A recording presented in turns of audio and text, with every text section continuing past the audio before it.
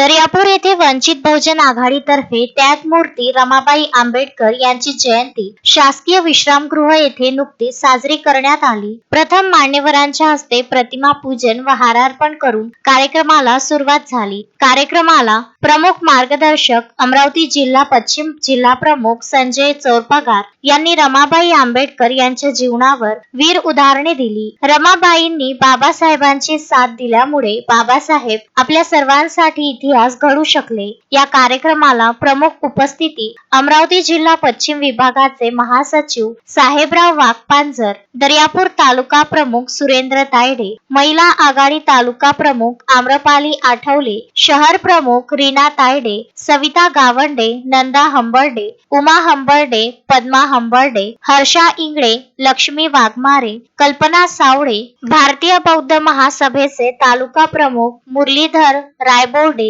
श्रीकृष्ण पळसपगार, रामदास वाघपांजर, सुनील वाघपांजर, संजय दुंधळे, मनोज जामनिक, माजी सरपंच प्रभाकर चोरपगार, MG थोरात यासह इतर कार्यकर्ते मोठ्या संख्येने उपस्थित होते। गजानन देशमुख, विदर्भ न्यूज, दर्यापूर।